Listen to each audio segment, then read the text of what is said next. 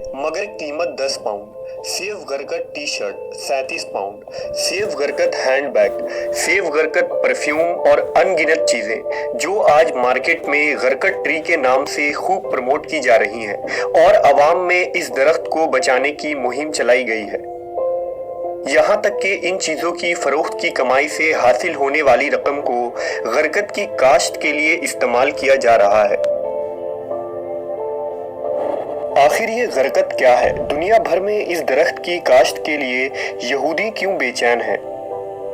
इसे शैतानी और दज्जाली कुव्वतों का दरख्त क्यों कहा जाता है? और नबी सल्लल्लाहु अलैहि वसल्लम ने इस दरख्त को काटने का हुक्म क्यों दिया है?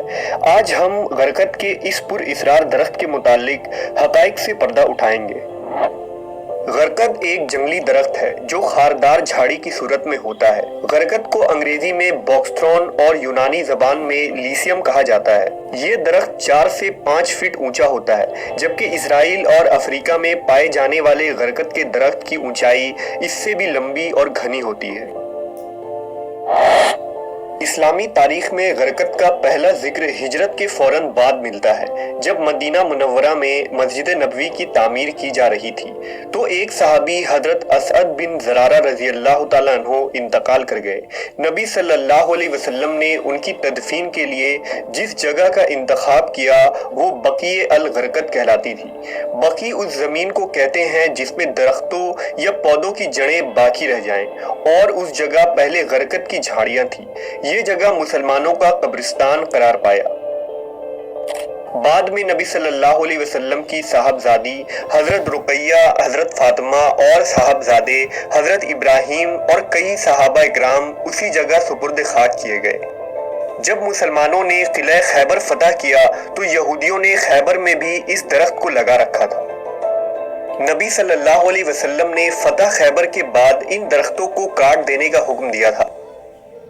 हजरत उमर के दौरे खिलाफत में यहूदियों को अरब से निकालकर इराक और शाम में बसा दिया गया और खैबर के जमीनों के बदले उन्हें दूसरे मकामात पर जमीनें दे दी गईं। हजरत उमर के दौरे खिलाफत के आखिरी जमाने तक इस दरख्त का अरब से मुकम्मल सफाया हो गया था, लेकिन फिर बाद में आने वाले खलीफा और बादशाहों ने यहूदियों को उन मकामात पर गरकत की काश्त करवाने की इजाजत दे दी जहां वो आबाद थे।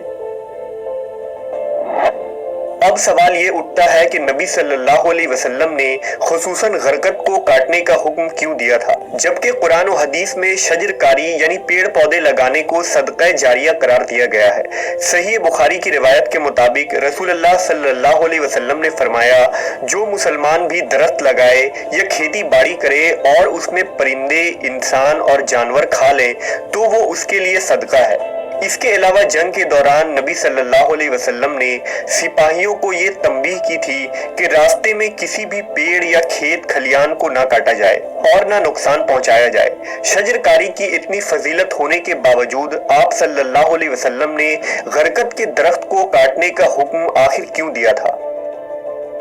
दरअसल ये दरख्त यहूदियों का पासबान है और क़र्ब क़यामत में इस दरख्त का एक अहम रोल होगा। लिहाजा हजरत अबू हुरैरा से रिवायत है कि रसूलुल्लाह सल्लल्लाहु अलैहि वसल्लम ने फरमाया, क़यामत कायम न होगी यहाँ तक कि मुसलमान यहूदियों से जंग करेंगे और मुसलमान उन्हें कत्ल करेंगे। यहाँ तक कि यहूदी पत्थर या दरख्त के पीछे छुपेंगे तो पत्थर या दरख्त कहेगा कि ए मुसलमान, ए अब्दुल्ला, ये यहूदी मेरे पीछे है, आओ और इसे कत्ल कर दो, सिवाय शजर गरकत के, क्योंकि वो यहूद के दरख्तों में से एक दरख्त है। यही वजह है कि मुफस्सरीन ने शजर गरकत को शजर यहूद और घोंगा दरख्त और दज्जाल का साथी भी करार दिया है। इस दरख्त को ईसाई किताबों में खासकर इंजील में शैतानी कुव्वतों का दरख्त भी कहा जाता है।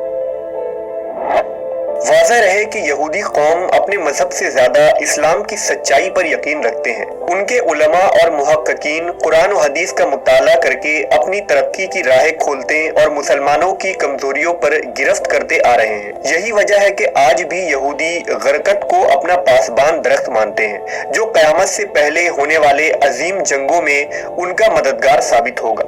यहूदियों को आखिरी नबी हजरत मोहम्मद सल्लल्लाहु अलैहि वसल्लम के ज़बान मुबारक से निकलने والے ہر لفظ کی سچائی پر مکمل یقین ہے۔ اس بات کا سب سے بڑا ثبوت یہ ہے کہ آج یہودی غرقت کے کاشت پر لگے ہوئے ہیں۔ اسرائیلی حکومت پچھلے 40 سالوں سے غرقت کی شجر کاری یعنی پلانٹیشن میں مصروف ہے۔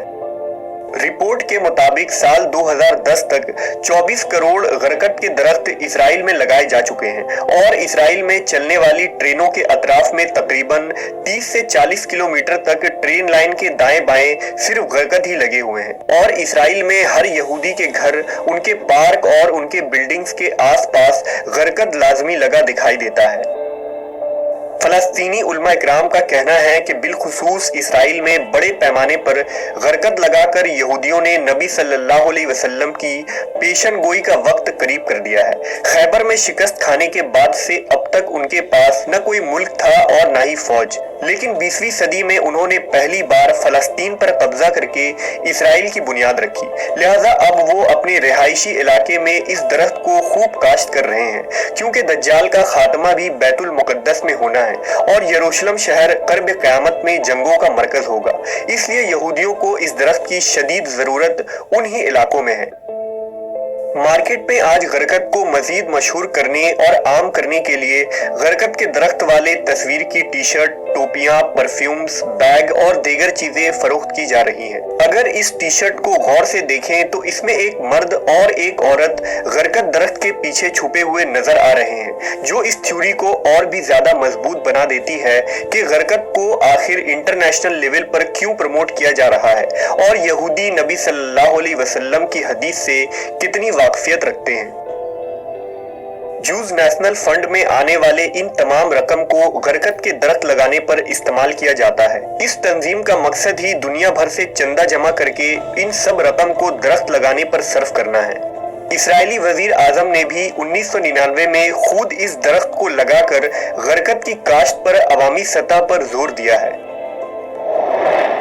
یہود و نصارہ آج آخری نبی حضرت محمد صلی اللہ علیہ وسلم پر ایمان نہ لانے کے باوجود آپ کے ہر الفاظ اور پیشن گوئیوں پر پختہ یقین رکھتے ہیں۔ بحیثیت مسلمان ہمیں آج خود کا محاسبہ کرنا چاہیے کہ کیا ہم آج خود کو محمد صلی اللہ علیہ وسلم کے امتی کہلوانے کے باوجود آپ کے تعلیمات پر عمل پیرا ہیں؟ کیا ہمارا دعویٰ صرف نبی سے محبت و عقیدت کے حد تک محدود ہے یا ہم آپ کے تعلیمات اور سنت پر بھی عمل پیرا ہیں؟ نیز یہ کہ آج ہمیں چاہیے کہ ہم اسلامی تعلیمات کے ساتھ ساتھ حالات حاضرہ پر بھی واقفیت رکھیں اور اپنے دین و ایمان کو بچانے کے لیے یہودیوں اور دجالی فطروں سے قرآن و حدیث کی روشنی میں آگاہ رہیں۔